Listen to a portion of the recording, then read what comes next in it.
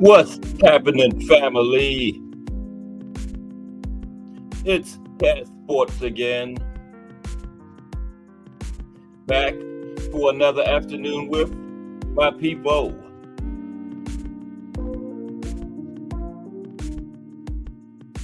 Now, as usual, before I get started, let me give a shout out to the JBT community.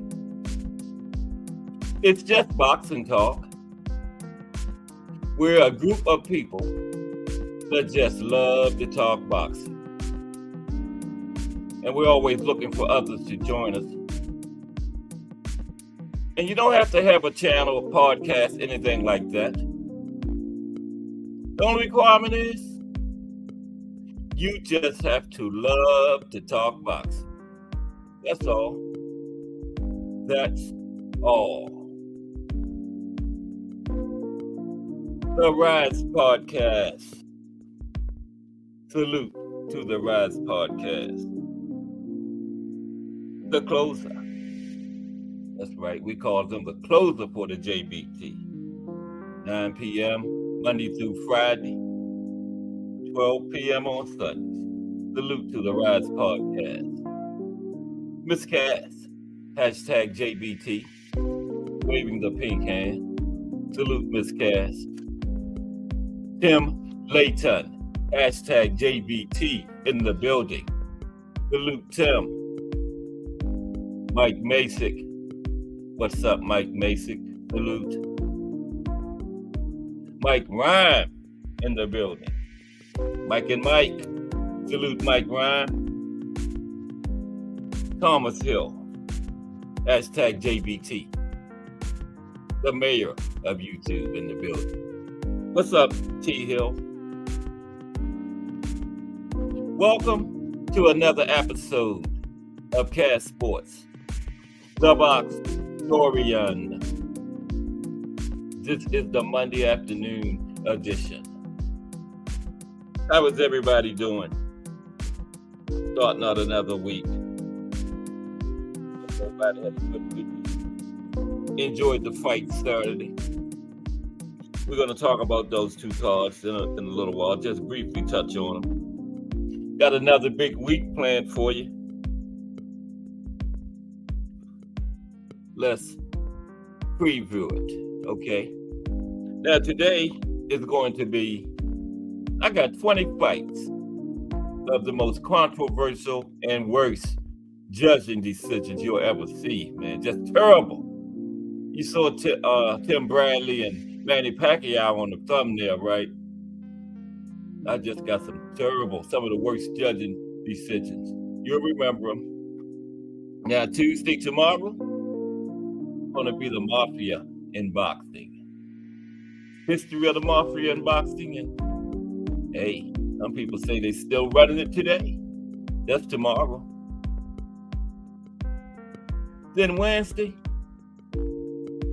we're going to talk about some historic classic trilogies. Okay?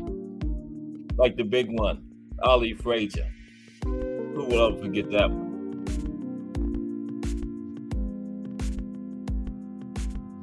Holyfield, Bo, Ward Gotti. That's what we're going to be doing Wednesday, talking about the trilogies. Then Thursday, we're going to talk about some these historic venues, because we got to have somewhere to put these fights on, right? Ali Frazier, Mayweather, Pacquiao couldn't very well go in the backyard and fight, right? We want to see them. So we're going to talk about some of these venues over the years and put these great fights on for us. Like the Garden, the grandfather of the venues. How about the MGM out in Vegas? Old Boardwalk Hall in Atlantic City. Wembley has put on some of the biggest fights in Europe. Yeah, that's going to be Thursday. And then Friday, the profile for this week will be The Rock, Rocky Marciano. So that's what we're going to be doing this week. Big week planned for you. Starting out with a big day today, with these controversial and just terrible judging decisions. You'll remember some of these fights, especially that one on the thumbnail, Pacquiao and Brad. They say Pacquiao outlanded that man in 10 of the 12 rounds. Almost doubled the amount of punches landed. And Bradley got his hand raised. Bradley looked like the most surprised one in the building when they raised his hand, remember? Yeah, we're going to get into them today. Got some other terrible ones for you too. Okay? Because these judges are either one or two things. Either incompetent or cheating. Either one, they shouldn't be judging fights, man. You can make or break a guy's career off of a bad decision. Guy might be right there at that crossroads fight and win it, but the judges take it from him. You know, that loss could be the end of his career. Man might have to become a gatekeeper or something. Justin James in the building. Justin James, hashtag JBT, that is. Can't forget that JBT. That JBT is getting big. Because it's just boxing talk. That's all. That's all. But how's everybody doing this Monday afternoon? Getting back into the work week. It's Monday at 2 o'clock. So it's the Boxtorian. Yeah, we're going to touch on these cards Saturday briefly. Now, I know you've heard a lot about them over the last couple of days, yesterday. But you haven't heard the Cash Sports version yet, right? That's what you're going to get today. Always start about 2:30. Give a few more of my people time to come in here. Just salute Justin James. Good to see you, bro. Good to see everybody. Justin James, Thomas Hill, Mike Masick, Mike Rhyme, Tim Layton, The Rise Podcast, and of course, Miss Cass. I haven't seen her for a while, about 15 minutes or so. Bruce Gas Boxing, Jazz, and more.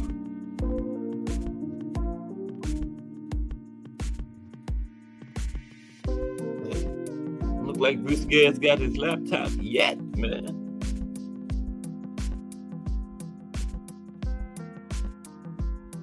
But it's coming.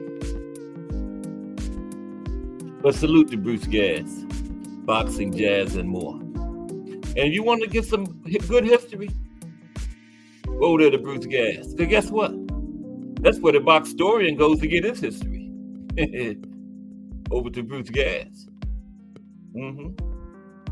So if the Boxtorian goes over there, Bruce Gas must be putting out some good boxing history. Okay? Yes, sir. But yeah, we're going to start the week out, okay, with the controversial decisions show. That's what we got today. Got some good ones. Like, remember Leonard Hearns 2, call it a draw. Hearns clearly won that one. Even gonna go way back to Joe Louis and Jersey Joe. Touch on that one. Bruce Gas know about that robbery. I ain't gonna tell y'all who got robbed yet.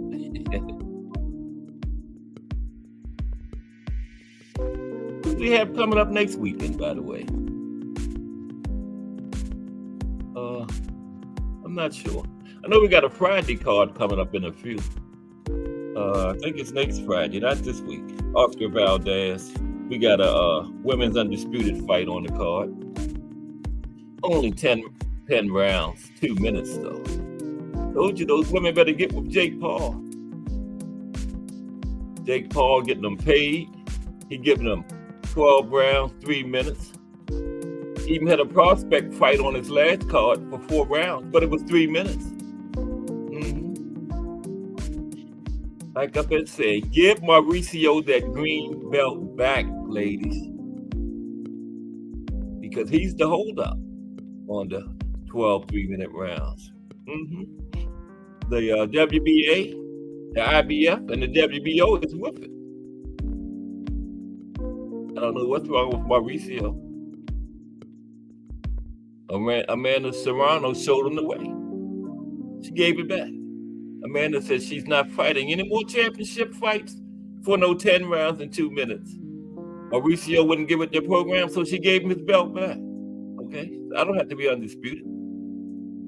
And she's already had one and looked good doing it. Had the stamina, the skills to look good doing those 12 rounds. And so did her opponent, Danila Ramos. Now, Amanda was supposed to have another one a couple weeks ago, but she got injured. So, yeah.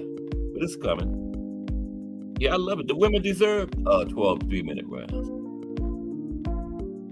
They're going up there, putting their life on the line just like the men. How come they got to fight 10 rounds, 2 minutes? It doesn't make any sense. Mauricio is bad for boxing any damn way, man. Okay, Bruce, yeah. Tim Tszyu and Keith Thurman. And that's the good card, too. That's the one with Rolly and Pitbull, right? And I believe the Towering Inferno is on there. Pandora. Now, somebody told me the other day that Pandora is fighting for a belt.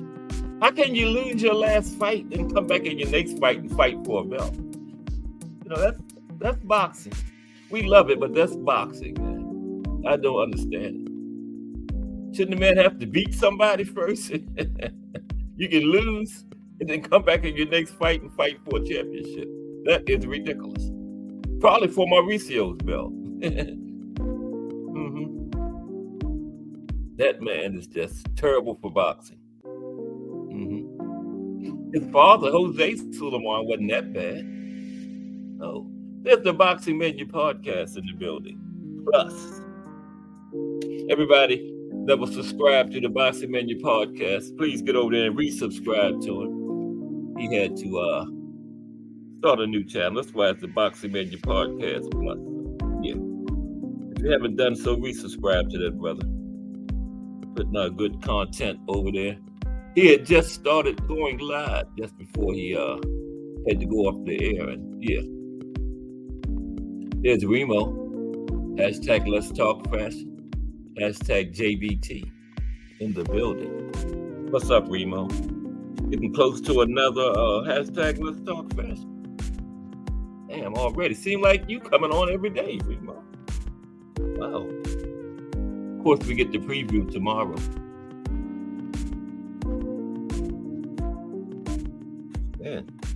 Got a lot of folks in here. You sure this is Can Sports App? It went on somebody else's podcast by accident or something. Wow.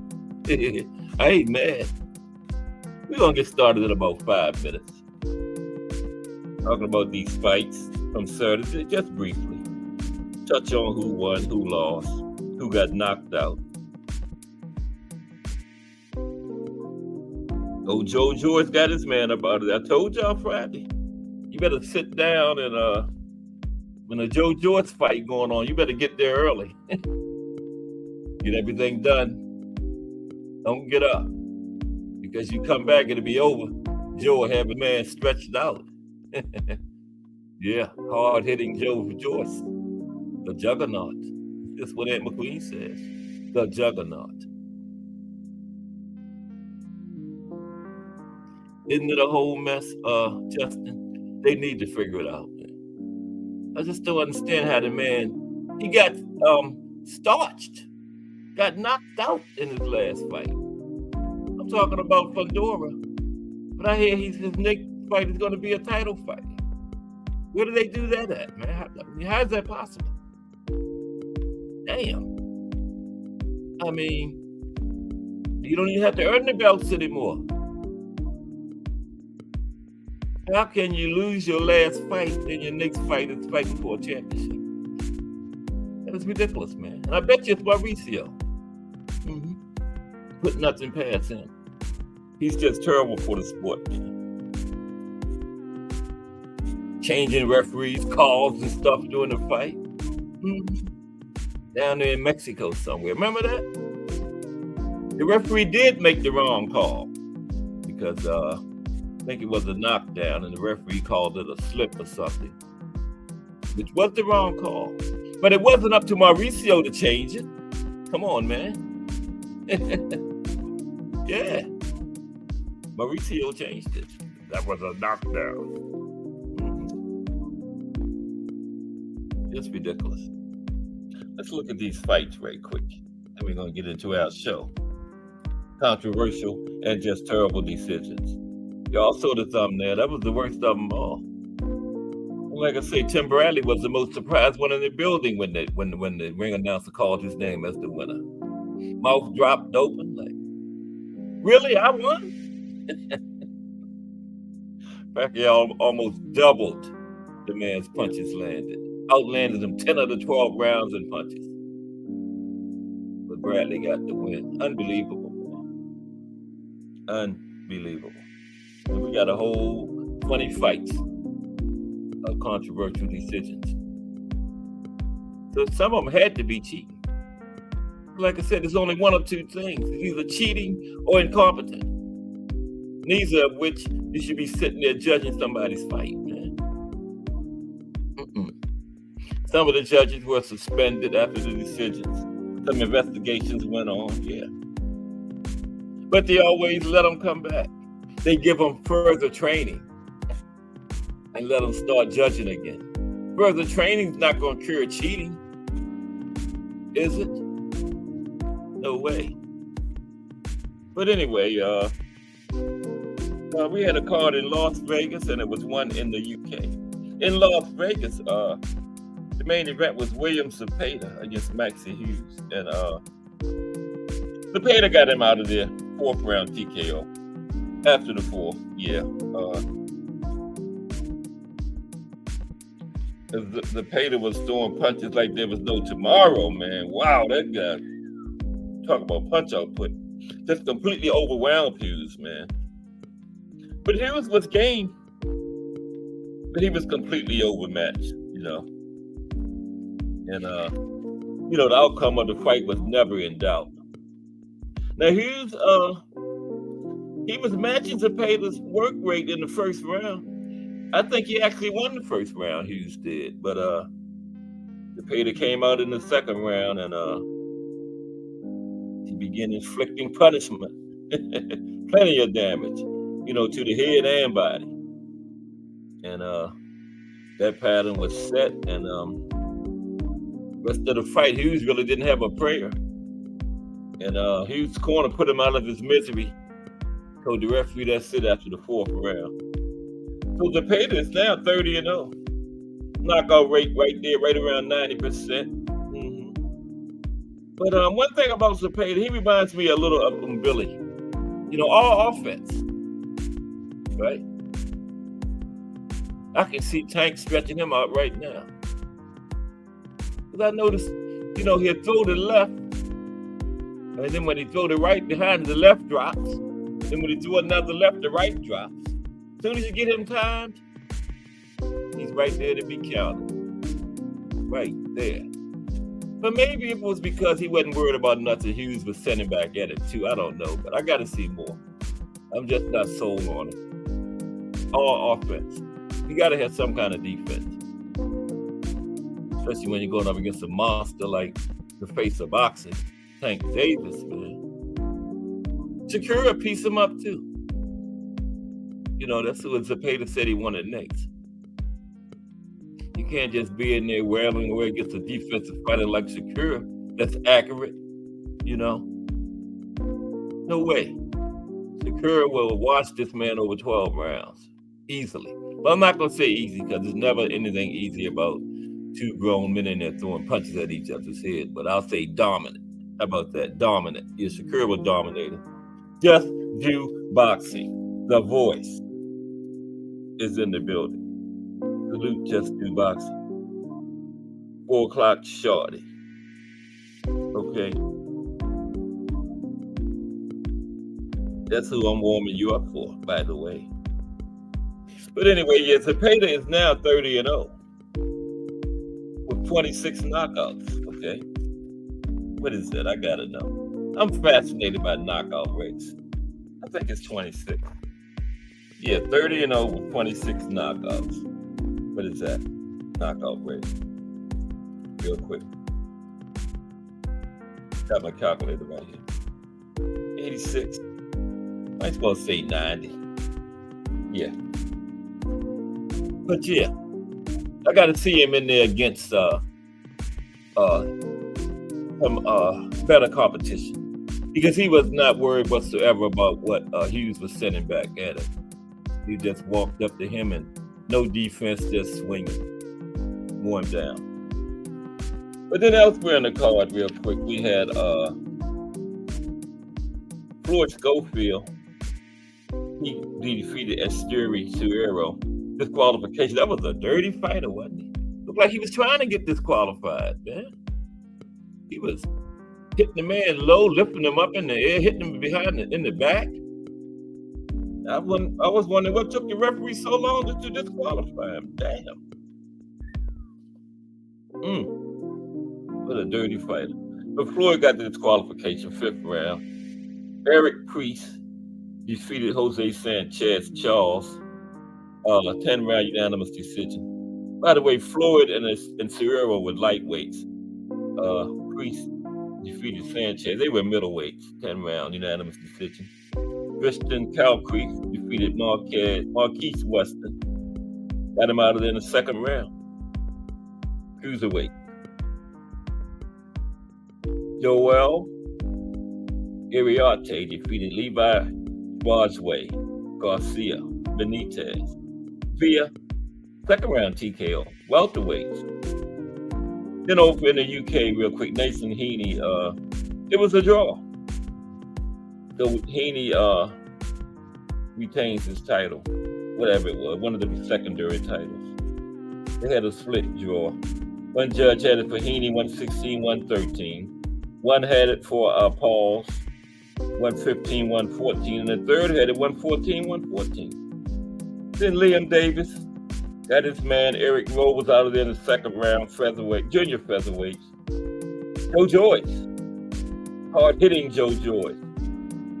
Took him to the 10th round, but he got Cash Ali out of there, the heavyweights, of course. Zach Parker, 10th round unanimous decision over Tyron Zuge, super middleweights. Dennis McCann, 12th round unanimous decision over Brad Strand, junior featherweights. Owen Cooper, 9th round decision over Ethan James, welterweights. And finally, Pierce O'Leary got his man out of there in the 9th round. They were junior middleweights. Okay, let's get into our show today. It's I got 20 fights of the most controversial decisions you will ever see, man. I mean, that's really ridiculous. And I look at it like some judges just can't be that bad. A lot of it just had to be cheating, man. You know, they got that envelope. Like Bradley Pacquiao, come on, man. How can anybody give that fight to Bradley? The man got washed. It was like 10-2. If he got 2 rounds. That's what I had. And like I told you, Bradley was the most surprised one in the building when they gave it to him. He hesitated a minute like, did they really say my name? Yeah, it was crazy.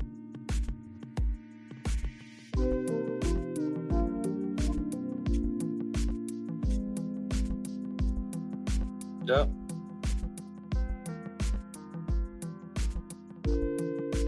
Yeah, Remo. Cepeda is cool, but nah. As soon as he get in there with a name, I'm saying, well, maybe he was no defense because he wasn't worried about what Hughes was sending back. Maybe he'd be more defensive responsible against a higher level opponent, but he didn't show any defensive responsibility at all. He was just walking, wailing away.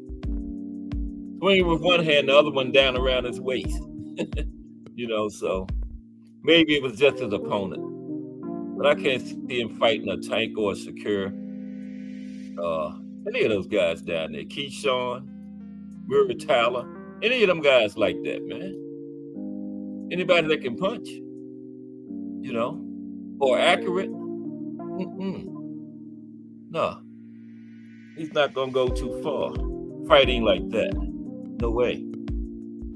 I don't see it. I do not see it.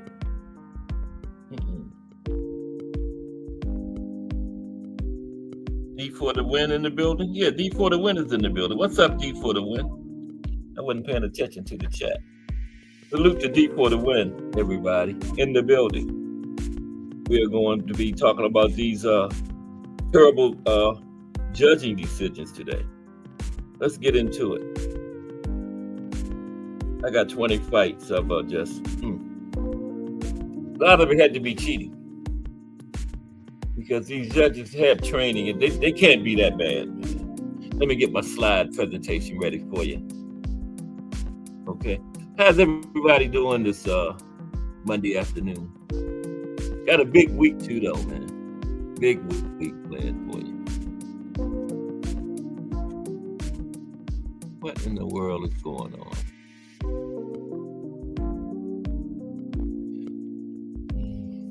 Bear with me for a minute. Oh, there we go. Something ain't right.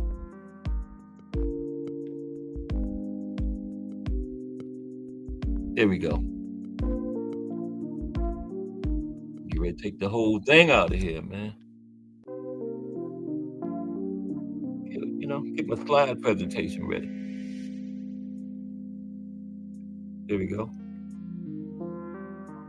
Yeah, I got 20 controversial.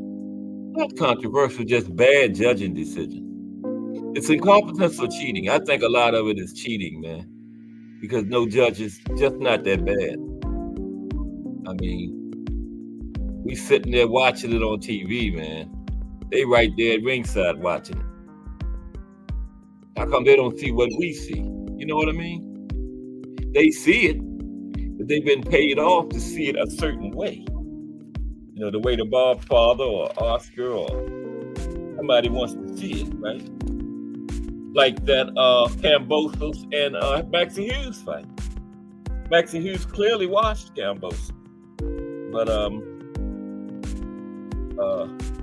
Kambosos got the decision because the Bob Father already had Loma and Kambosos set up. They didn't want Maxie Hughes and Loma. So, you know, Bob Father told the judges, make sure Kambosos gets his hand raised, and that's what happened. It's bad, but you know, but we love it. We still support the sport and pay our hard-earned money to watch. So, but we can still complain about it, God damn it. because it's not right. Like the situation with Fundora I was just talking about. I heard he's got a championship fight, and he just lost his last fight. How can that be possible, man? Don't you have to beat somebody to get a championship shot? Okay, let's do this. This is I forgot what I had on the thumbnail, but it's bad judging decisions. Okay, just read it, Cass. It's right there in front of you. 20 terrible judges' decisions. I forgot what's on the thumbnail. All I gotta do is read it, right? But yeah, 20 terrible judging decisions. I mean, terrible, man. Now, is there anything worse than paying for a pay-per-view fight and watching a fighter get robbed of a clear win? Anything worse than that? Bad judging is one of the annoyances of boxing. It reduces public confidence in the sport's legitimacy and turns people off.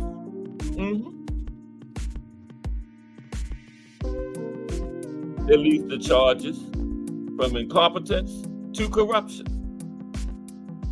It makes people wonder why they sacrifice their time and hard-earned money in the first place, right? Ain't that how you feel sometimes about when you see this stuff, man? Now, there are first-round knockouts. There are unanimous decisions. It's qualifications. We saw one Saturday. And there are close fights. Now, don't get me wrong. Not all close fights are bad decisions. Sometimes a fight can legitimately go either way, and different people favor different styles. A fight being close and not going to the guy you prefer doesn't turn a decision into a robbery, okay? Just because your guy didn't win, don't make it a robbery now. It was just a close fight. But that's not the case with these fights I'm going to talk about today. All of these fights ended with boxing's equivalent of a stick-up without a gun, right? These controversial decisions are often met with outbursts of upset fans making accusations of collusion. An extensive debate is expected following a result that was originally too close to call. And boxing is no exception. It's one of the most controversial and intriguing aspects of boxing. At the same time, controversial and intriguing. Everyone loves a close and competitive fight. But when the winner is finally announced, it can be the cause of much disagreement that can continue days, months, and sometimes even years. Sometimes decades, right? Yeah, and going for a while. This list of controversial decisions is in no particular order. It just lists some of the most disputed, debated, and controversial decisions in the history of boxing. Okay? I done turned my phone off. Okay, the first one is going to be, I gotta get my phone back up. Okay, follow the chat because the laptop is like 10 minutes behind. There it is. I'm back.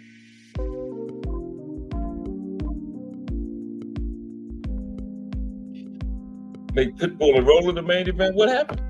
Kenzo and Keith not fighting? What happened, Justin? I didn't hear that. But should they make BN Boxing News in the building? What's up, BN Boxing News? How are you today, bro? This is the Bad and Cheating Judges show today. Yeah, some of it's cheating. The judges can't be that bad, man. like that lady, Adelaide Bird. I think her husband is the referee, Robert Bird. She just used to make bad decision after bad decision after bad decision, but they kept putting her out there, you know? Then they say, well, they sent them back for more training. But like I said, more training doesn't cure cheating, right? Chief got hurt? What? I didn't know that. When did this happen? Man. Somebody said that Keith was gonna back out, man. So Fundora is fighting Zoo now? That's what I'm saying, man. How the hell he get a title shot? And he lost his last fight. Salute Lonnie Lee. Lonnie Lee in the building. What's up, Lonnie? Did you have a good weekend, bro?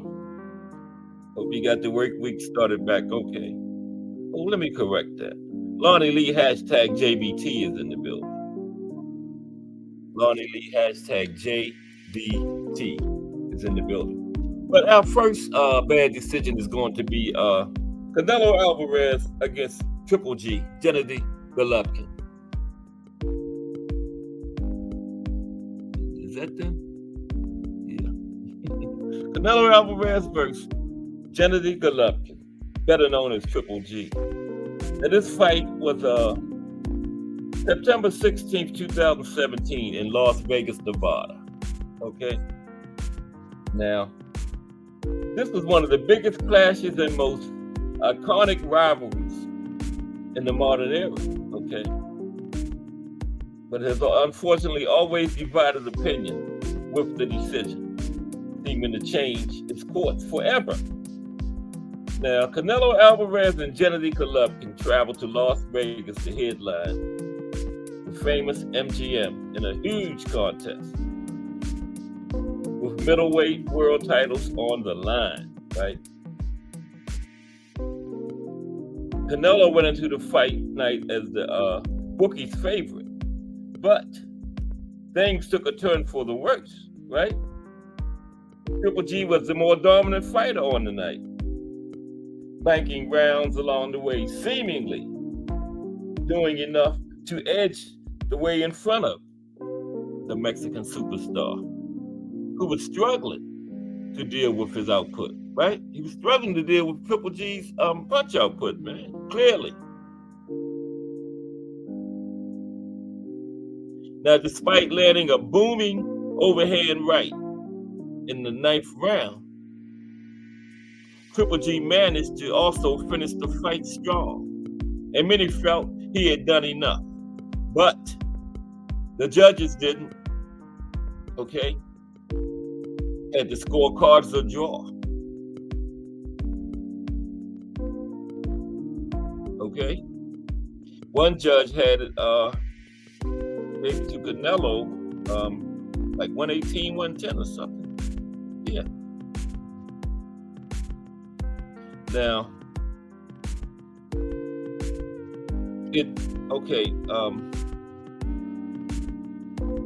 everybody's on Triple G had won that fight. When they announced it, it left fans stunned by the result. And a significant inquest was made into the event by fans who believe Canelo was given the decision due to his status as the more supported fighter in the arena.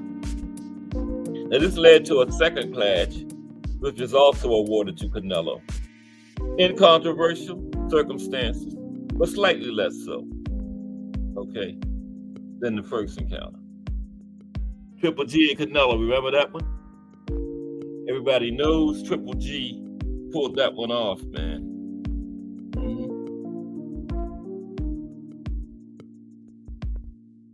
Yeah, I'm trying Boxing Menu podcast. Yeah. I'm trying. Yeah. Thanks to my good JBT supporters I got here. Why do I keep hitting this phone? With my elbow. I done did it again. Okay, we're back. Okay, the next one is who's the next one? Robert Helenius against Derek Chisora.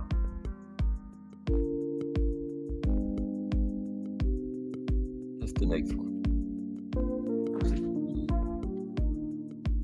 Yeah.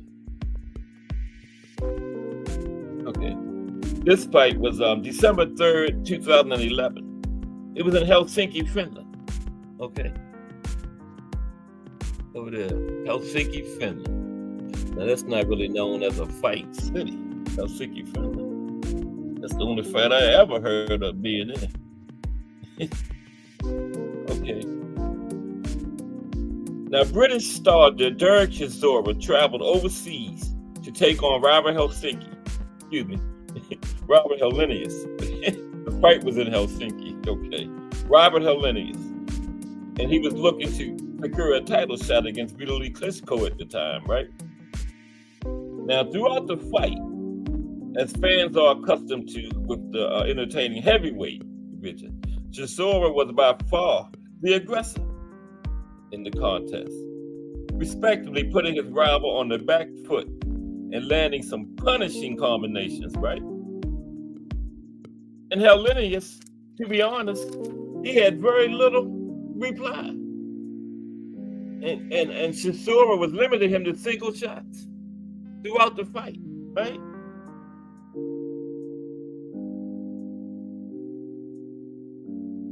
And none of Helenius' shots was landing with any malice or intent.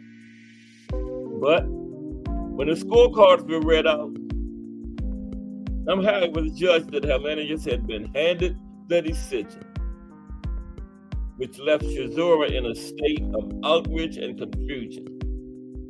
Now, stats emerged after the fight, which proved Chisora's state of dominance, which showed him to have outlanded his rival in both power shots and jabs. In addition, Helenius just landed 22% of his total punches through, okay? 22%. Now, it turns out Chisora was granted the title shot instead of Helsinki anyway, because of his performance, as the promoters acknowledged his dominance. But he still got the L on his record. But he did get the title shot, okay, because he deserved it. So that worked out. They should have, who could they have done? Made it a no contest or something. But he kept the L, but he did get the title shot. Now, I know everybody remember this one. This next one. There's my cursor. There we go. Josh Taylor versus Jack Catterall. Remember that? No, everybody remember that robbery. Another one where Jack Catterall pretty much watched. I thought that this fight was February 26, 2022. Just a couple years ago. That was in Glasgow, Scotland. I believe, isn't Josh Taylor from Scotland? Yeah, but he was the champion. And you know, those guys, that part of the world, they never want to come out. When they got the belt, you got to go over there. Scotland, UK, Ireland, yeah, you got to go over there and try to take it. Very rarely do they come out of like Vegas, the Garden places. No, you got to go over there if you want it. So Catterall went over there and took it, but he still didn't get it. Yeah. That was just a couple of years ago. I know everybody remember that. That was terrible. Terrible, Rob. Now, Taylor's decision victory was the subject of one of the biggest controversies in boxing history, with many critics that was ringside, such as Carl Frampton, Josh Warrington, and Dillian White, expressing disgust at the decision. Then Undisputed, and that was the worst part of it, man. They robbed Catterall of Undisputed, historic 4-belt era. And he'll probably never get another shot at Undisputed, because they don't come along like Undisputed that often, right? And this man should have been one of the few undisputed people. I think it's like 12 now? No, it's less than 15 in the 4-belt era. And they robbed him of that, so that made it even worse. I mean, getting robbed at all is bad, but that made it even worse. They robbed this man of Undisputed, man. Then Undisputed light welterweight champion Josh Taylor struggled to get past Catterall's shoulder roll defense and was countered when he applied pressure. Josh Taylor was trying to apply pressure. Catterall was piecing him up with them counters. Josh Taylor is from Scotland. And Taylor was dropped in the 8th round, remember? And Catterall won most of the rounds comfortably. And Taylor's reputation took a big hit for not making the rematch his number one priority. Still haven't had it. Aren't they scheduled to fight or something? But see, he should have gave Catterall the rematch while he was still undisputed. Should have been the very next fight, right? So, Catterall been robbed of that. And he would likely never get another shot at undisputed. Probably won't. He's at 140 now, and the belts are in 4 different hands. Not many divisions are undisputed. And that was his one chance, and he won it, and they robbed him of it. That's terrible. We're going to go back a little ways for the next one. Sugar Ray Leonard versus Tommy Hearns 2. Yeah, 1 wasn't no robbery because Hearns got taken out of there. Sugar Ray knocked him out. But 2, now they called it a draw, but Hearns clearly pulled it out. And Hearns had the first fight won. He was ahead on all 3 cards, but he couldn't make it. What was it, 14? Couldn't make it to the final bell. His chin always was talked about as suspect. That was the one thing about Hearns. He had that jab, that right hand, but that chin. Yeah. But he had the first fight won, then he got knocked out in the 14th, and the second fight he got robbed. Leonard vs. Hearns 2 showdown unfolded approximately 8 years after the initial fight, which Leonard won by TKO. Right, stopped it in the 14th. The second encounter lasting 12 intense rounds. Yeah, the first one was 15. By the second one, they went to 12. The second encounter lasting 12 intense rounds concluded with a split draw. One judge had it 113-112 for Hearns. Another had it 113-112 for Leonard. And the third one had it 112-112. Now, this draw sparked controversy as a majority of viewers, including the television announcers, believe Hearns had outperformed Leonard by a margin substantial enough to warrant surprise at the official scoring. The ringside crowd vehemently protested the decision, expressing their disagreement with the outcome. Hearns played a significant role in the match by securing the only 2 knockdowns of the fight. Knocked Leonard down twice, okay? He had 2 10-8 rounds, right? I don't know how they had Leonard catch up. So, that's what I'm saying. Sometimes it's incompetence, but most of the time it's cheating, man. It's cheating, okay?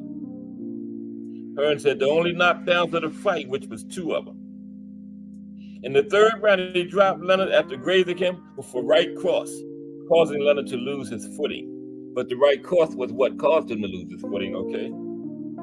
Then in the 11th round, Hearns scored another knockdown. Caught Leonard this time with consecutive right hands. That right hand was serious. Yeah. But yeah, they robbed Hearns of that one. Okay? Just on number 5, time is a flying too. Okay, the next one. Everybody always talk about Pernell Whitaker being robbed when they did the draw with Chavez, but he got robbed before that too. Another guy, Jose Luis Ramirez versus Pernell Whitaker. That was the first time Sweet Pea got robbed. I'm gonna have to move this phone because I keep hitting. Okay. That was the first time he got robbed against Jose Luis Ramirez. Ready, come in. Oh, Cheryl Whitley, salute. How are you? I didn't even see you come in. Cheryl Whitley in the building. We're talking about some of these controversial and terrible judges' decisions over the years, okay? I got 20 fights that just, it was either incompetence or cheating, and a lot of them was cheating, okay? Let's just call it what it is. Judges ain't that bad. They take training, they know what they're looking at, okay? A lot of it is just straight up cheating. And we are on number 5. Jose Luis Ramirez versus Pernell Whitaker. This fight took place on March 12, 1988 in France. Okay. I never knew that fight was in France. But salute to Shara Whitley in the building. Hope you enjoy the show. Okay. Like I was saying, Pernell Whitaker fell victim to a robbery even before his draw against Julio Cesar Chavez, right? This one was a particularly egregious decision. And this was his, he fought Ramirez twice. This was the first one, 1988. This was his first loss, too. It says the impact was intensified as this marked Whitaker's first loss, first blemish of his career. Now, Whitaker employed a cautious and defensive approach that may not have pleased the crowd, but showcased his strategic prowess. He skillfully fought behind his jab, making Ramirez miss, and he comfortably dominated at least 9 rounds. At least 9 of the 12 rounds. He didn't just win them, he dominated them. Okay? Dominated them.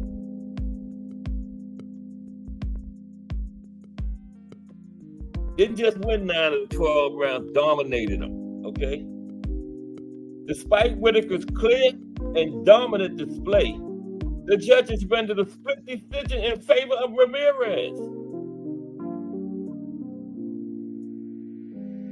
A decision that was widely regarded as unjust. And like I said, Whitaker defeated Ramirez in a rematch the next year. Unanimous decision.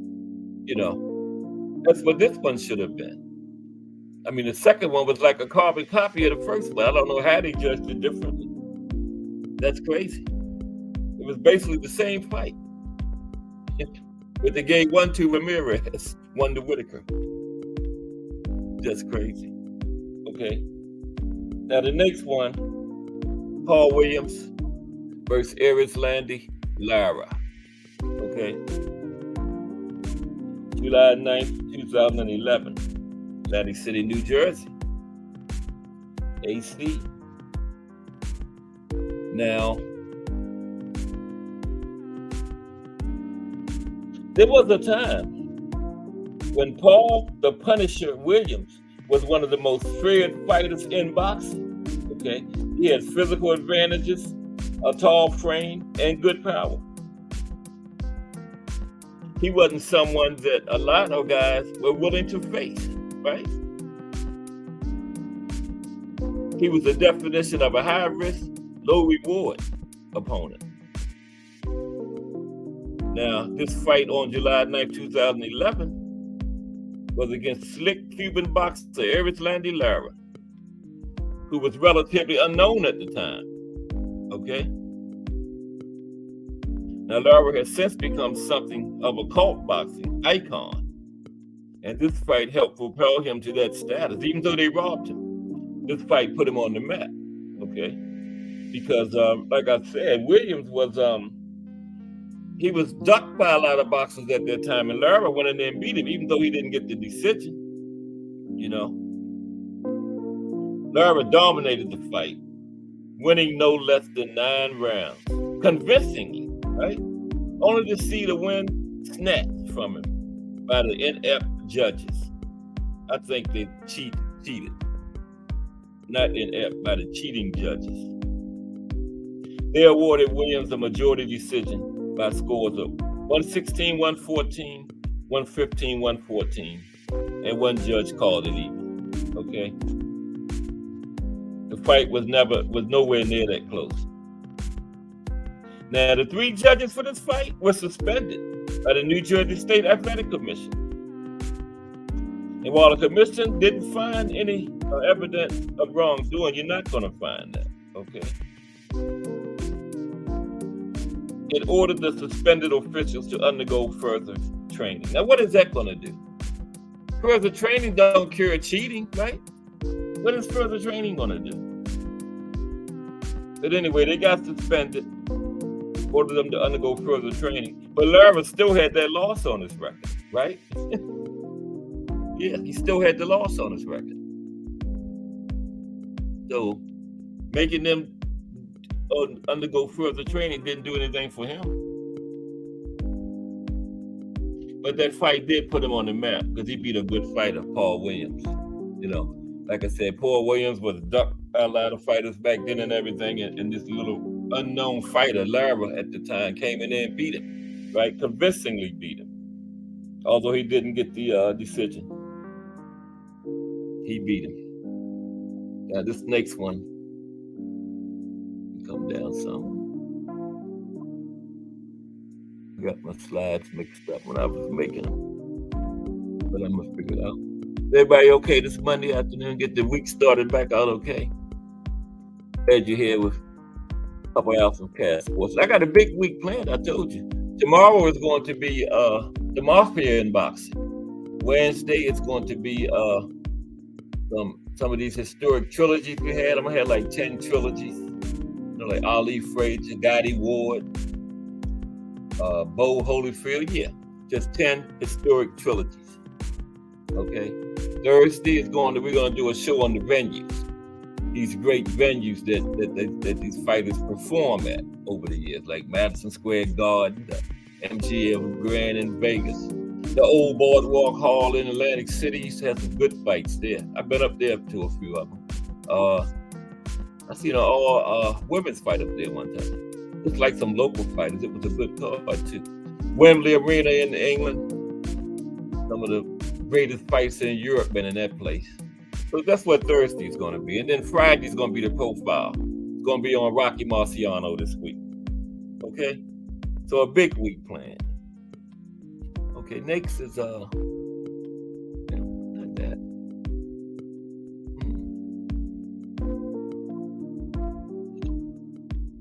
Carlos Durante, yeah, and Lupe Pintor. Carlos Durante versus Lupe Pintor. That's next.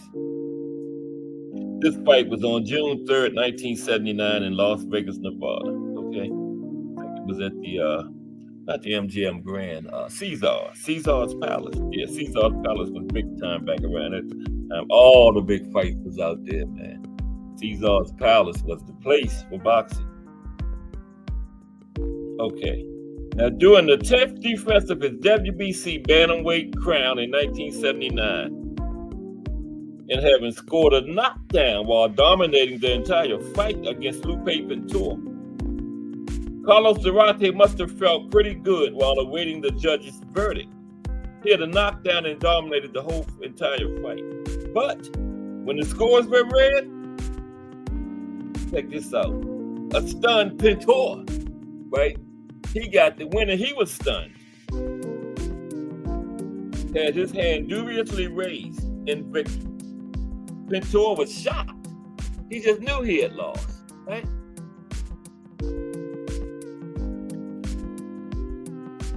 You could argue that Pintor was rewarded for his aggression, but aggression don't mean nothing if it's not effective, right? And Pintor's wasn't that effective. I hear people say all the time, so-and-so won because he was the more aggressive. That don't mean nothing. You got to be effective aggressive. I've seen people be aggressive and get countered, missing. Okay? You got to be aggressive, going clean, clear punches, not being countered. Okay? That's aggressive. That means nothing if it's not effective. And Pintor's was not effective. Okay? Now, like I'm saying, Durante counted him all night while he was being aggressive. You know? Durante counted him all night and was a runaway winner on most unofficial scorecards. But only one official judge got it right.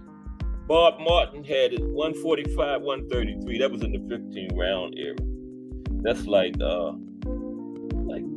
I guess like 11 rounds to 4 or something like that. But he had it 145, 133 for Zarate. The others flubbed it, awarding Pintor the decision by identical 143, 142 scores.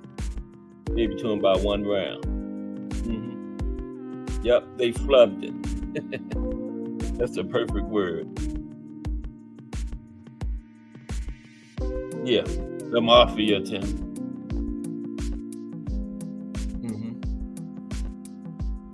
Okay. So next up is I gotta watch it because I got my slides mixed up in here. I think it was when I got the Oscar. I thought I might have it right. Next up is Oscar De La Hoya versus Felix Trinidad. Yeah. Is that Oscar and Felix? Wait a minute. No, I don't know who that is. Okay. Oh.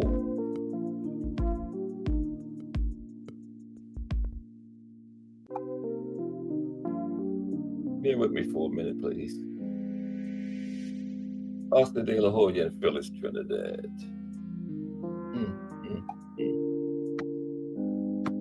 Okay. Where's that, Oscar? Now, this is the last one. Zarate and Pintor right there. It's James Toney.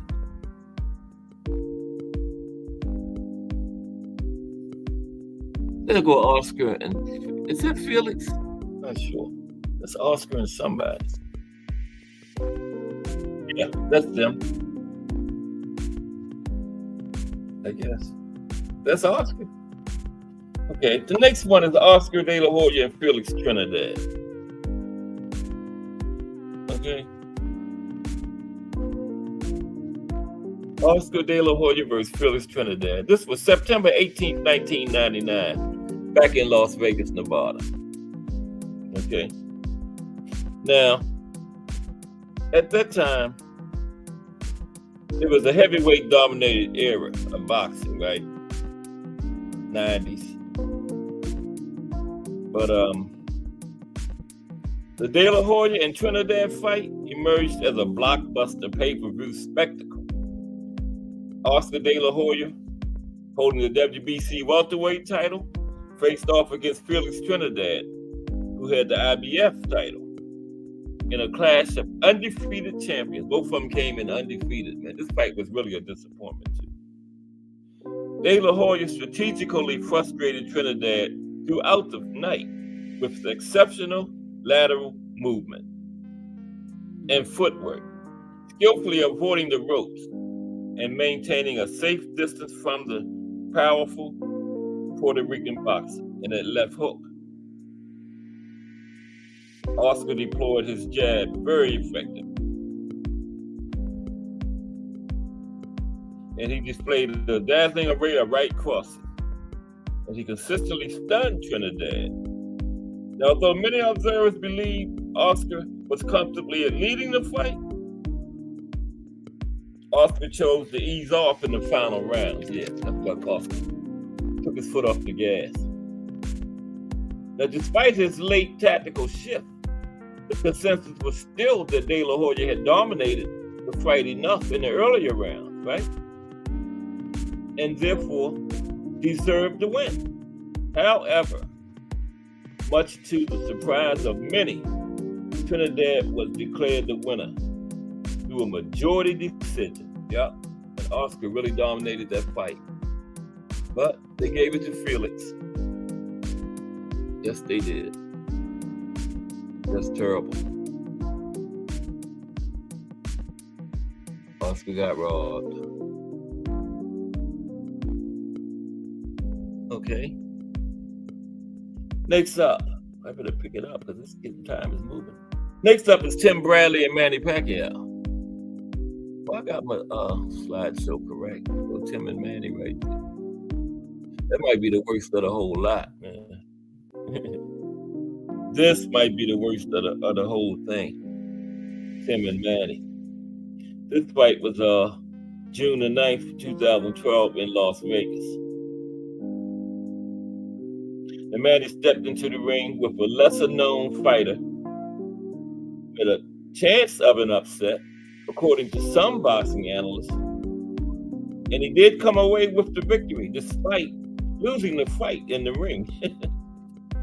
Pacquiao outlanded Bradley and won 10 of the 12 rounds, like I told you earlier, according to CompuBox statistics. And CompuBox is just somebody hitting buttons, but you know, just looking at it from the eye test, you can tell that easily. That's how dominant Manny was in that fight. And by the end of the fight, check this out, Manny had landed nearly 100 more punches than Bradley.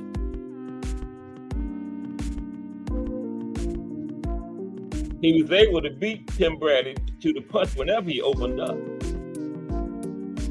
when the decision was announced, Bradley, in the post-fight interview, had to say what he thought about the robbery. Only thing he could say was, "I have to watch the tape later." He had no confidence that he really won the fight. He had, "I have to watch the tape later" defense. That's what Bradley said, because he knew he had lost. Now, in the immediate aftermath of judges C.J. Ross and Dwayne Ford scoring the fight, 115-113 for Bradley, the Twitterverse exploded with everyone from former fighters to other sports personalities complaining about the decision. A ringside poll of media members scoring the fight found 50 of 53 people favoring Pacquiao as the clear winner. I don't know what those other three was watching. In an unofficial WBO review, with 5 veteran judges concluded, with all of them picking Pacquiao by wide margins. Okay? Watch this fight on TV, watch it with the sound off, watch it standing on your head, watch it underwater. No matter how you watch it, Pacquiao got robbed. Clearly, Pacquiao got robbed. No doubt. Okay. Now the next one is it was Evander. Let me see, who's the next one? Holyfield and Nikolai Valuev versus Evander Holyfield. There they are. Okay. Nikolai Valuev versus Evander Holyfield. I don't need you anymore. You get over there. Oh, shit. Bear with me for one moment. Time is flying. Okay. One moment, please. Here we go. Okay, there's Evander and Nikolai. Okay.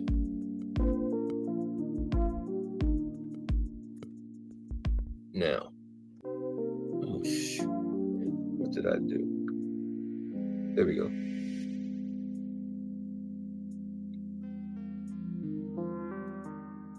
Now, this one flew under the radar, given that Nikolai Valuev's freak show qualities and limited recognition. Okay. Then consider his opponent, the ancient former champion, Evander Holyfield, who was still soldiering on despite being years from his prime.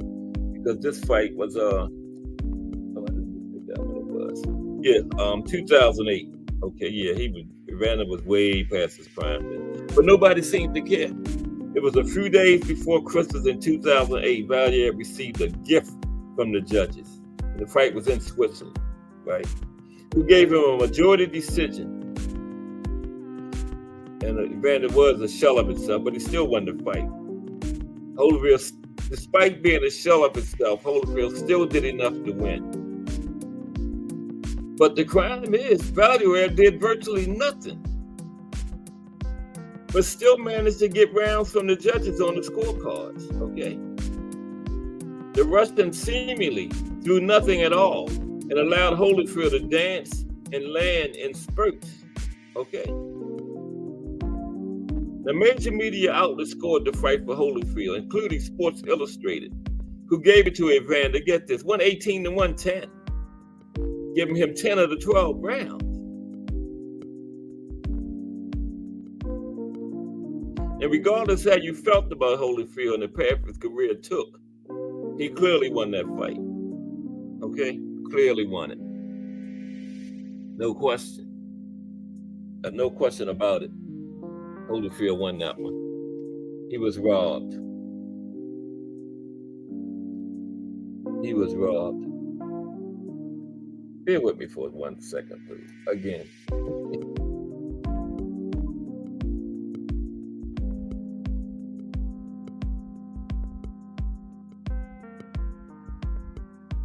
I'm trying to get it together here. Oh, where it is. Oh, here we go. Yeah, next up is Gwen Atke and wait a minute, Robin Reed. Atke and Reed. Probably butchering his name, but you know what I'm talking about. Okay. Now,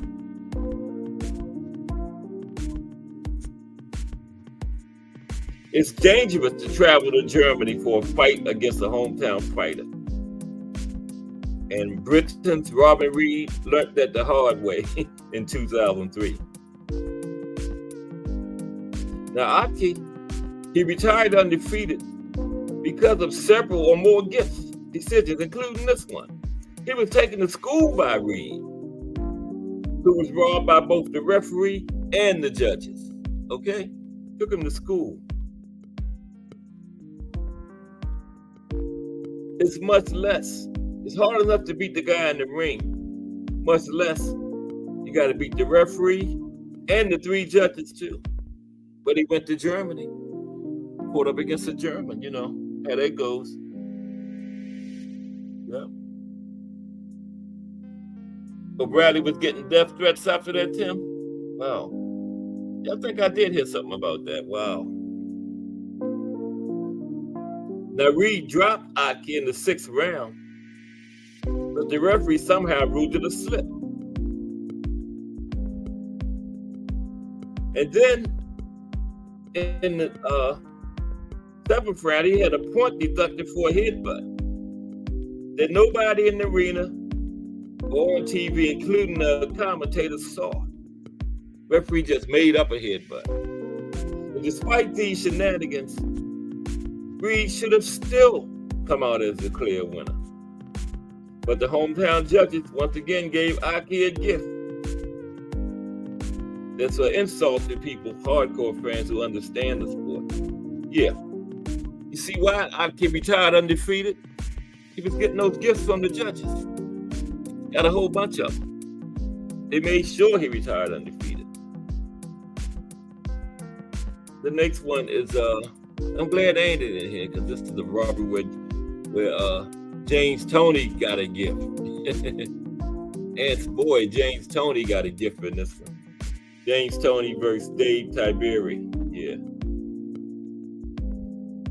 James lights out Toney. This was his 5th defense of the IBF middleweight title.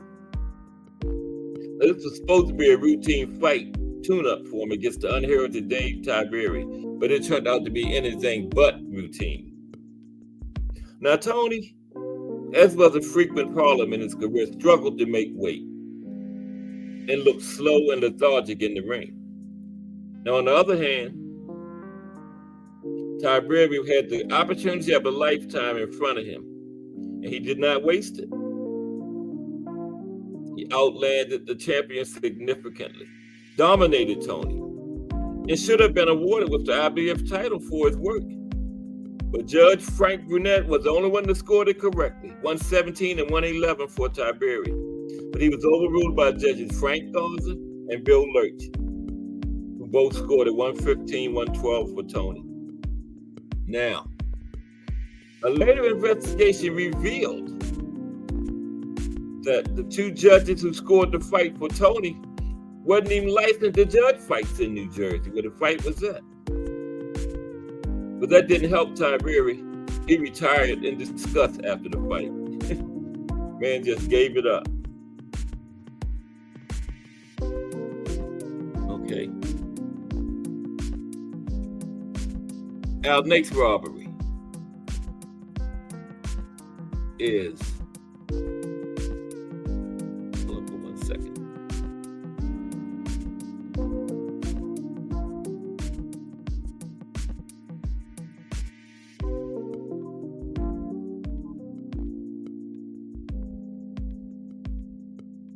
Okay.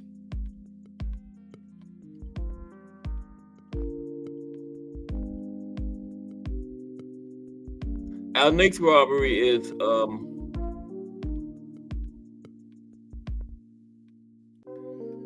Shannon Briggs versus George Foreman. That's not it.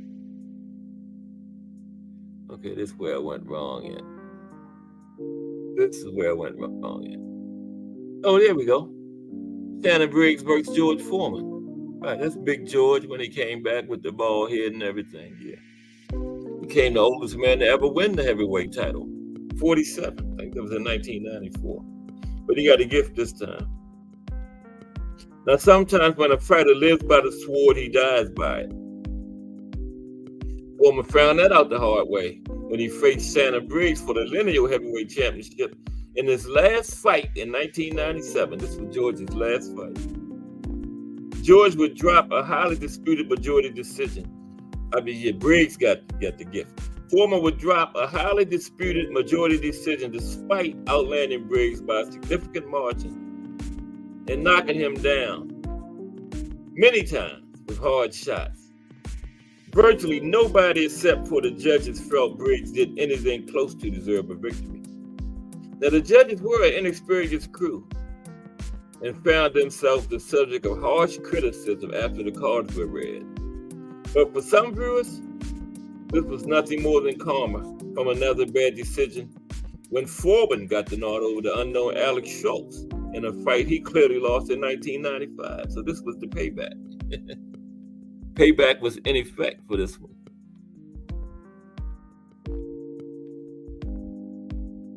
Next up, this is Oscar De La Hoya and Felix Sturm. I believe Oscar, this is another payback because remember Oscar got robbed against Felix Trinidad. So now Oscar gets a gift this time. What is it? Yeah. He got robbed, so now he gets a gift this time. Now, in boxing, money talks, and when a big fight looms, nothing can stand in the way. Unfortunately, for former middleweight champion Felix Sturm of Germany, this is his first appearance in America, and it was a memorable one for all the wrong reasons. In 2004, he defended his WBO middleweight title against superstar Oscar De La Hoya. And Oscar already had a fight lined up for a unification with Bernard Hopkins in the fall, right? So I guess they made sure we got that unification. Because Sturm dominated the fight behind a jab and counterpunching. This was Oscar's first fight above 154, right? He looked slow and out of shape. He didn't carry, because this was his first fight at 160, right? And he didn't carry the weight well at all. But he was awarded with a gift. Unanimous decision. All three judges had a 115, 113, because they already had Oscar and Bernard Hopkins set up for a unification. And who do they want? Oscar against B-Hop or Felix Sturm against B-Hop? See what I mean? So they cheated and gave it to Oscar. Now, this is a case where I know judging, it wasn't incompetence, it was cheating. Clearly cheating, because they already had the other fights set up. Now, the scores didn't reflect the action in the ring at all. But, like I said, Sturm was not going to be allowed to ruin that super fight they had set up. So they gave it to Oscar. Yeah. Just terrible. Terrible how they do. But they do it. That was Oscar and Felix Sturm. Okay, next is me get them up. No, not you. Coming to them. Next is Courtney Burton against the dancing master, Emmanuel Augustus. Now, Augustus got robbed, but I wonder what made him pick this one. He got robbed so many times, man. You know, this is just one of many robberies. But they go eeny, meeny, miny, mo and pick this one because Augustus is the most robbed boxer in history. The dancing master, yeah. Here he is. And he's dancing. Look, see? The dancing master. Look at him on the left. Dancing. That's how he fought, right? That's why they called him the dancing master. He's doing his little dance. See him? Emmanuel Augustus, the dancing master. The most robbed man in boxing. Yes, he was. Yes, he was. Courtney Burton got a split decision over Emmanuel Augustus. Now, this one might not rate high on many lists, mainly because neither fighter reached the upper echelons of the sport. But it doesn't make the decision any less ridiculous than it was, man. Now, Emmanuel Augustus spent much of his career as a gatekeeper, but he was never an easy out. He lost by 9th round TKO to Floyd Mayweather in 2000. A fight that was later described by Floyd as the toughest fight of his career. Remember that? Yeah, I heard Floyd say that in the interview. Actually, I forgot the guy he was interviewed by, but yeah. Now, on this night in 2004, the dancing master did more than enough to defeat fellow journeyman Courtney Burton in a fight that was televised by ESPN. But instead, he was a split decision loser on the wrong side of a split decision. The scores against him were ridiculous, with one judge giving Burton a crazy 9 rounds, which prompted an outrageous Teddy Atlas to deliver one of his famous on-air rants. Yeah, Teddy went into a rant. I saw that one. Yeah. The decision was so bad that it prompted an investigation by the Michigan State Athletic Commission. It was in Michigan. I don't know what came out of the investigation, but they did do an investigation on it. But the dancing master was the most robbed man in boxing. I wonder how decided to pick this one. You know, Mike Ryan said the drunken master, the drunken master, the drunken master.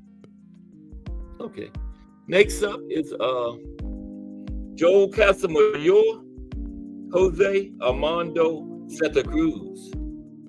Okay, yeah, Joel got the gift that time.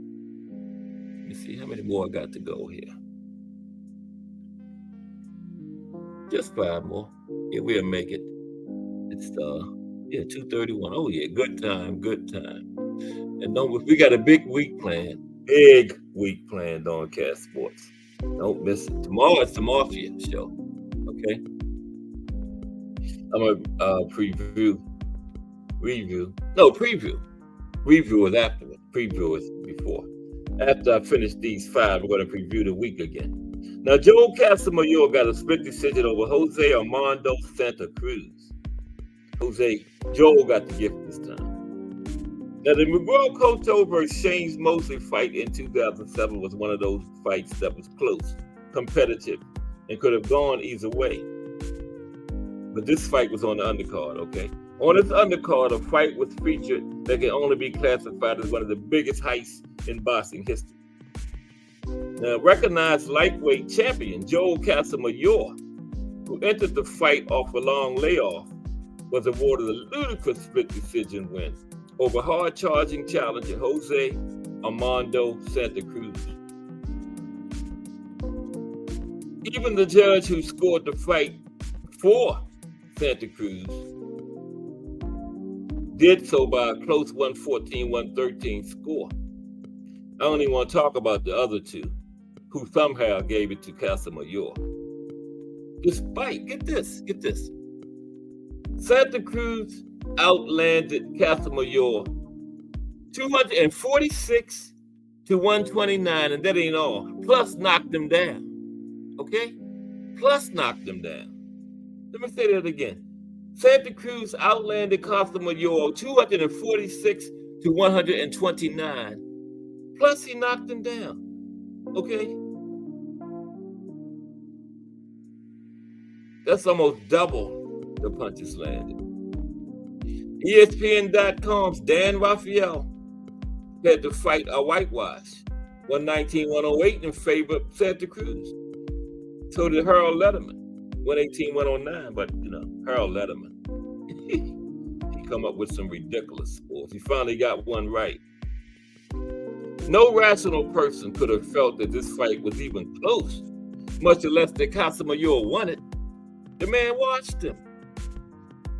But Casa Mayor got the nod. Ridiculous, man. Ridiculous. And we're going to go way back on this one. Joe Louis versus Jersey Joe Walcott. There they go. Joe Louis got a gift split decision over Jersey Joe Walcott. Now, in that stretch, Joe Louis had those 25 straight title defenses. 23 of them were stoppages. Only 2 men went the distance. This was one of them. So maybe, I never knew that he got this gift. So damn. That puts a new light on those 25 straight title defenses too.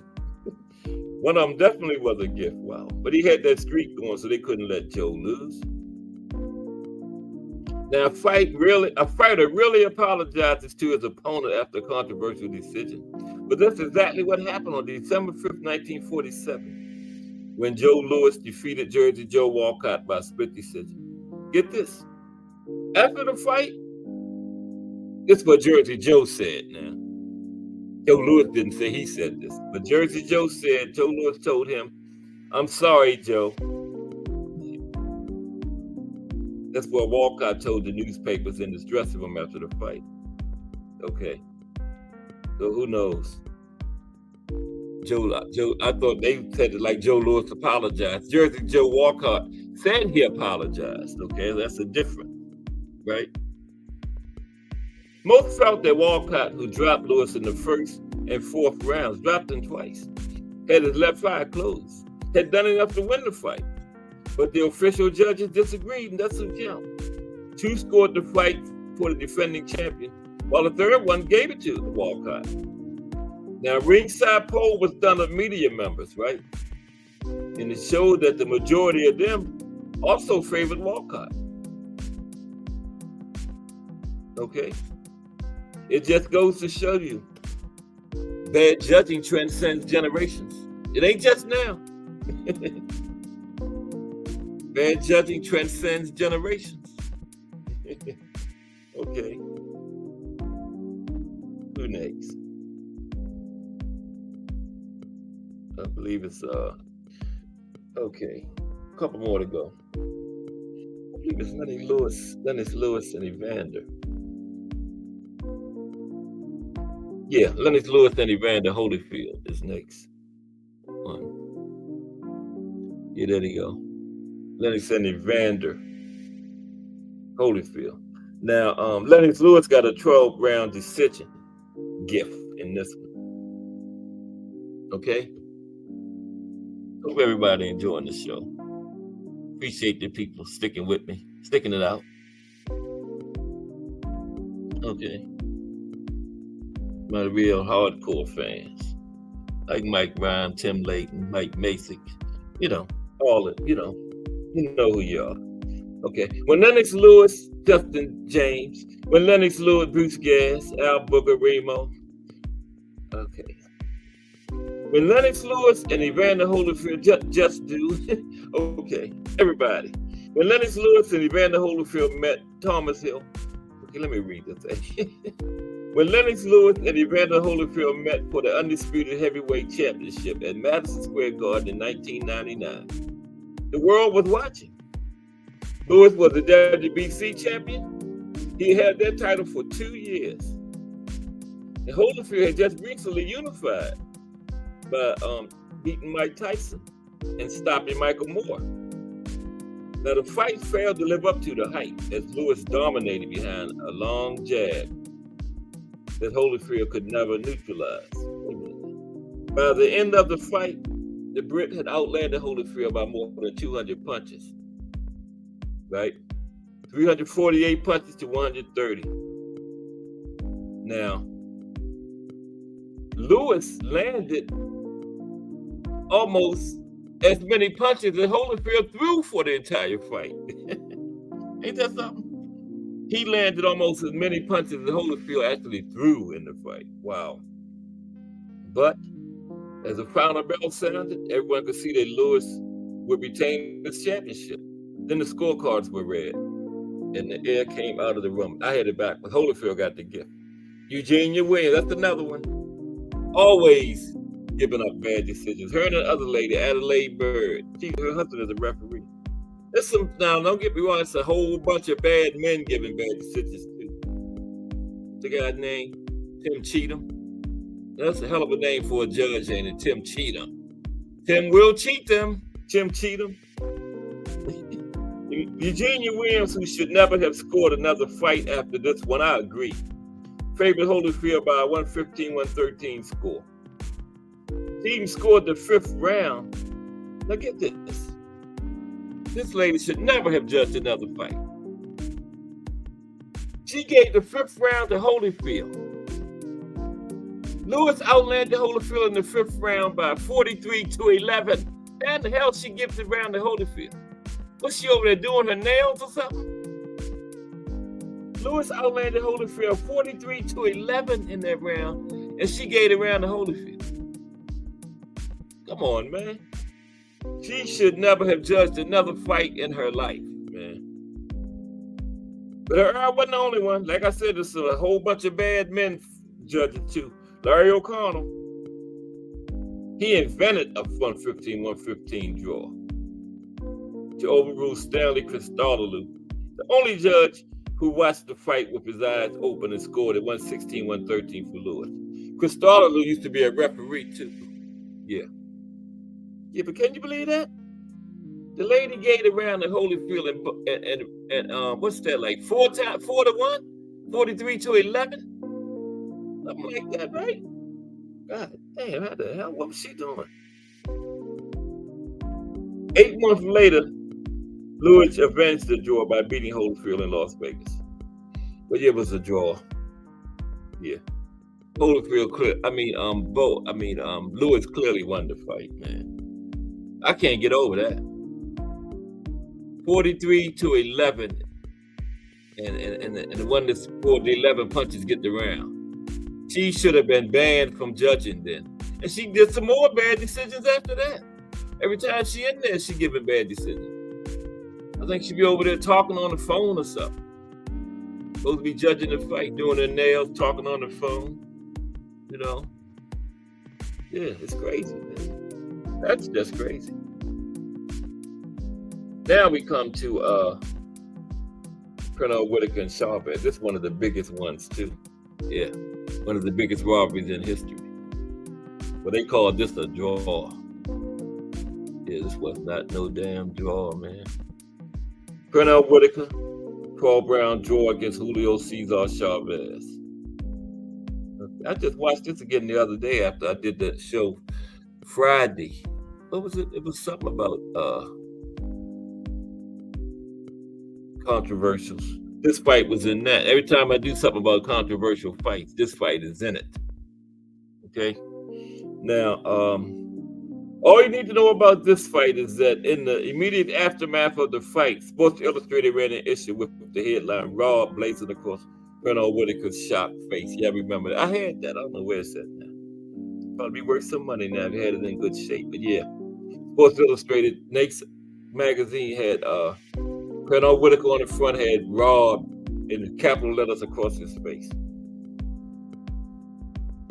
Now, Whitaker's on this list more than once, remember? He was on the other guy, Ramirez.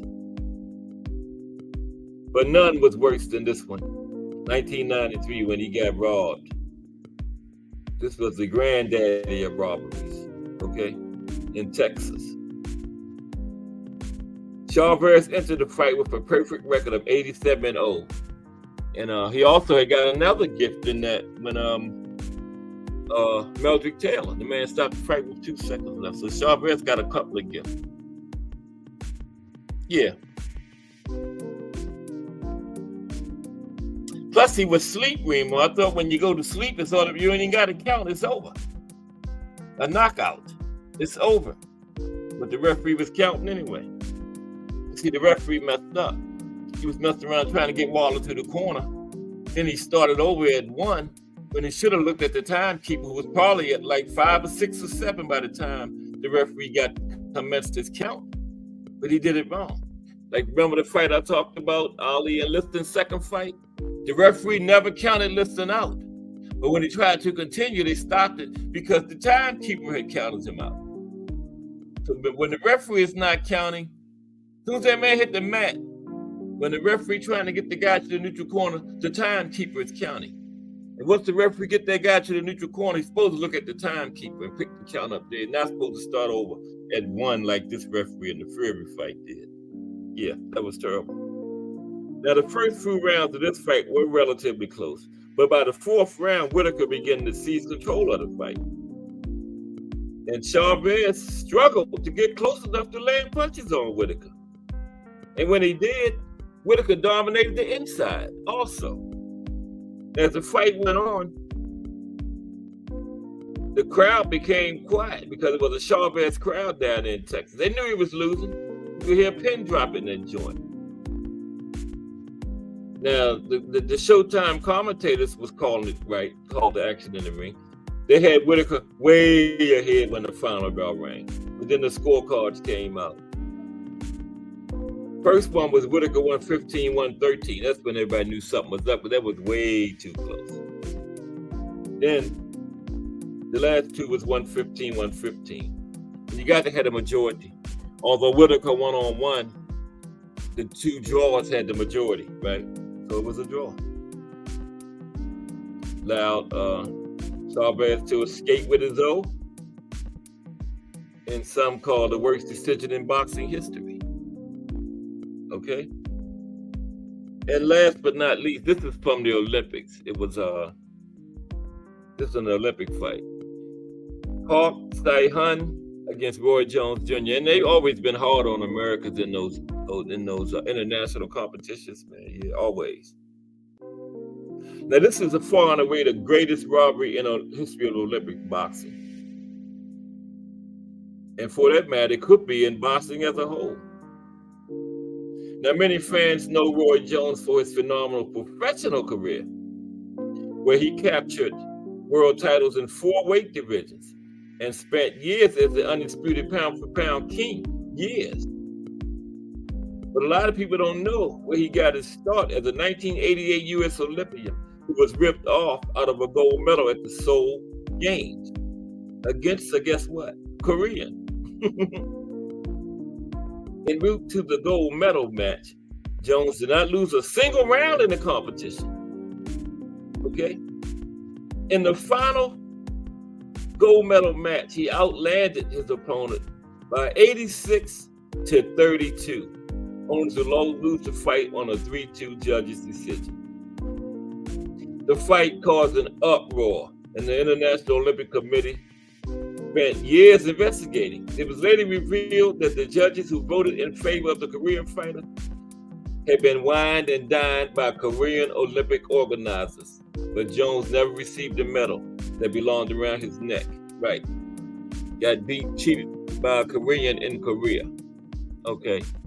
That's it. Appreciate everybody sticking in there. Got a big week planned for you. Tomorrow is going to be the show on the Mafia, the history of the Mafia in boxing, and the Mafia in boxing today. Okay. Which a lot of people still think it is. We got a guy that ran one of the promotional companies nicknamed the Bob Father. Okay. I'm not saying the Bob Father's in the Mafia, but his nickname is the Bob Father. People must call him that for a reason, right? Yeah. And then Wednesday is going to be What did I say Wednesday? I told you I'm old. I forgot already. Wednesday was going to be the venue show. No, it wasn't. Oh, the trilogy show is Wednesday. I got like 10, no, maybe 15 historic trilogies, right? You know, Ali Frazier, Gotti Ward, Holyfield Bowe had a good one. What was that one between those? The Mexican Civil War, Barrera, man, that one. I'm gonna have that one on there too. Marco Antonio Barrera, and I don't know why I can't think of the guy. I was just looking at it before I started today. That one, yeah, that's Wednesday. Thursday is going to be the venue show. Some of these historic venues around the world. Because like I said, you couldn't have Muhammad Ali or Floyd Mayweather or Earl and Bud fighting in somebody's backyard. You got to have some kind of venue for them. And we had some good ones over the years. The Garden, the most famous arena in the world. MGM out in Vegas. Caesar's Palace. The old Boardwalk Hotel in Atlantic City. I've been to a couple fights up there. That was the spot back in the day, AC.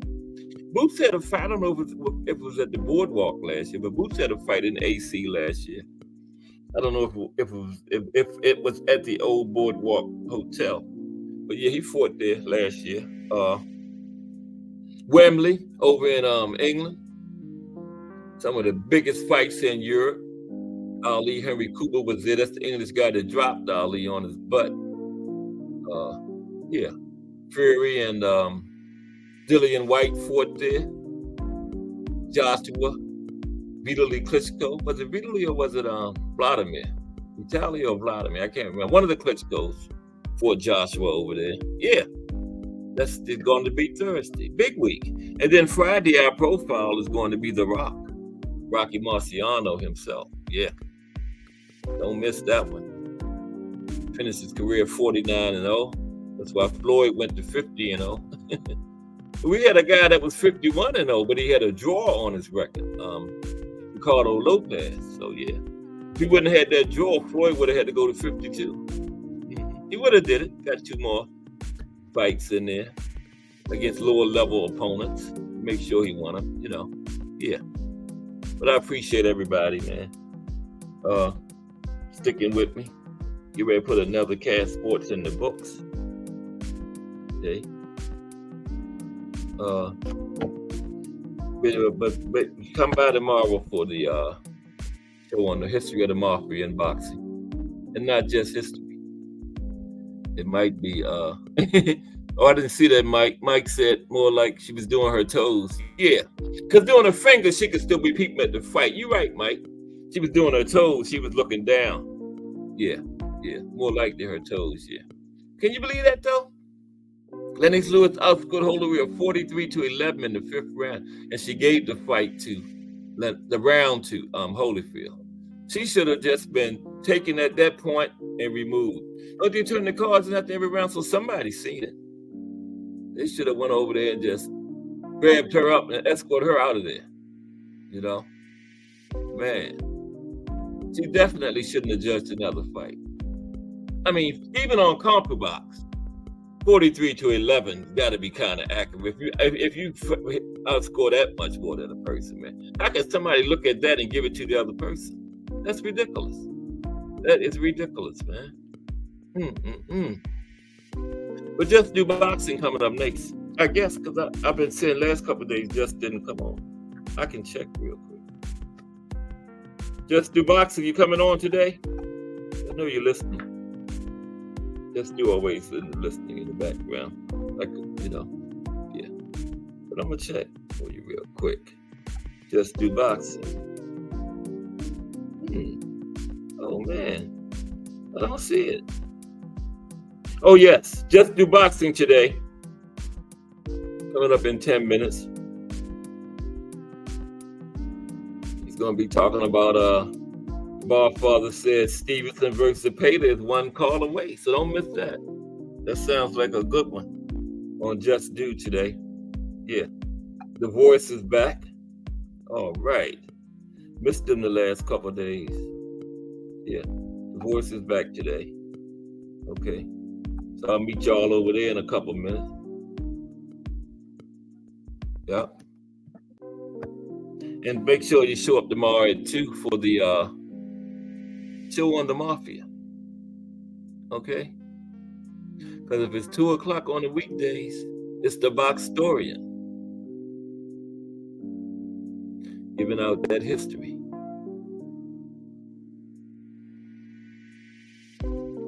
Friday's gonna be a fire week. Yeah. Hope everybody enjoyed the show today. I did. I enjoyed bringing it to you. I still don't know what we got. Before we go real quick, let me see what we got this weekend. Saturday. I did know who it was, but I forgot. Told you I'm old. I forget quick. Can't remember what happened 5 minutes ago. But I'm gonna tell you in a minute. Anybody know? Here we go, right here. Here we go. I like ESPN because some of them don't give you the full card. ESPN gives you the full card. Yeah. But it's Saturday anyway, the 23rd, right? And then next Friday, not this Friday, next Friday, we got another card. The Bob Fathers is bringing us those Friday night cards this year, man. Yes. We got a card from the UK Saturday. Dalton Smith, Jose Zepeda. Sandy Ryan versus Terry Harper. Wow. And that's it. Then, of course, the next one is that Friday. Oscar Valdez back in action. We got a women's title fight, 10 rounds, 2 minutes. Yeah. Raymond Murtala on the card. All right. Emilio Vargas. Bunch of Top Rank's young stars. Richard Torres. Yes. And Top Rank has a whole lot of young stars. As a matter of fact, they signed almost the entire last Olympic team. It was in the 2020 team, but they had it in 2022 because of the COVID, remember? You know, Keyshawn and Tiger Johnson and Top Rank got all them guys, man. Yeah. The Bob Father can sign them, but he doesn't do anything with them. He doesn't, you know, their career doesn't go that good with the Bob Father. As good as it can go over there with the Bob Father. He doesn't develop them. That's the word I'm looking for. He doesn't develop his fighters, you know. But he gets them. Yeah. I hope we get that Shakur Williams Zepeda fight because Shakur will watch him over 12 rounds. It'll be similar to like the Oscar Valdez fight. The Oscar Valdez had a little better defense than Zepeda. But yeah, that'll be similar to that. Shakur will piece him up. Yeah. But I hope they make that. The Bob Father said there's only a phone call away. Man, who you got to call, Bob Father? They're both your fighters. A phone call away from who? Yourself? What is he talking about? They both fight for Top Rank. Don't have to be a phone call. Just get them in the room with the paperwork and sign it. They both say they want it, you know? Yeah. Zepeda would be better off for Shakur than Tank because Shakur will probably wash him over 12 rounds. Tank will put him to sleep. Can you see him standing there swinging on a wall like that with Tank? Doing the right, left hand drops. Do the left, right hand drops. I can see Tank going back after 3 or 4 rounds, giving Calvin and Kenny that message. I got him. Yeah. It wouldn't even take long because Zepeda's going to be right there. But I'm saying maybe I got to see him in there against somebody better because maybe he fought with no defensive responsibility because of who he was in there against, maybe. Because he was not worried whatsoever of anything coming back at him from Maxie Hughes. You know, Maxie Hughes was very light punching. I think he got like 5 knockouts or something in like 40-something fights or something like that. You know, knockout rate of in the teens. I'm gonna tell you, as a matter of fact, I'm fascinated by knockout rates. I don't know why, but I am. It's gonna be the last thing I do before I go. Tell you Maxie Hughes knockout rate. And now, yeah, excuse the paper rattling, but I gotta go back and find it. Yeah, Maxie Hughes. Yeah, Yeah, I'm gonna do the venue show. That's gonna be good. I talked about the venues a little Friday, but this is gonna be more in depth. That was just killing time. I'm going to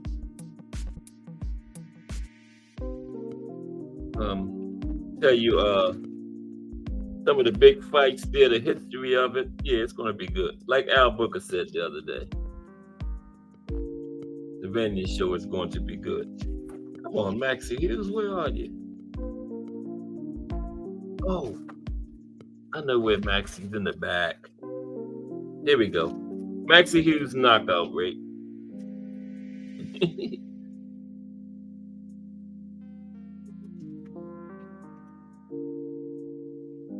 And then I'm gonna go. Here we go. Now Maxie Hughes has 35 fights, just 5 knockouts, okay? 5 knockouts and 26 wins. For a knockout rate of 19. Okay. 19% knockout rate. So William Zepeda just wasn't worrying about anything Maxie Hughes was doing. So maybe that's why he fought with no defensive responsibility. I got to see him against somebody else. Okay. But I appreciate everybody. Where's my list at, man? It is the 18th. Okay. Shara Whitley, Lonnie Lee, hashtag JBT, BN Boxing News, D for the win, Just Do Boxing, the Boxing Menu Podcast Plus. Remember, get over there and subscribe to that brother again because his channel was taken down, but he's back up and running. So resubscribe. I've done it. Bruce Gas, Boxing, Jazz, and more. That's where the Boxtorian goes to get his history from Bruce Gas. Justin James, hashtag JBT. Thomas Hill, hashtag JBT, the mayor of YouTube. You can find him anywhere on YouTube at any given time. 2 o'clock in the morning, you'd find him. And if somebody's on a live, Thomas Hill's going to be in it. Okay. Mike Masick, Mike Rhyme, Tim Layton, hashtag JBT, Miss Cash, hashtag JBT, and the one and only Rise, the Mighty Rise podcast. Okay. Appreciate everybody for rocking with me. I'll be back tomorrow at 2. Because if it's 2 o'clock, it's the Boxtorian. Dishing out that history. Okay?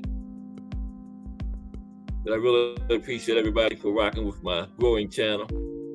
Tune in tomorrow. Because remember, at 3:45 tomorrow, you're going to get that preview of Wednesday's hashtag Let's Talk Fashion. So don't miss that. I mean, don't wait until 3:45 to tune in.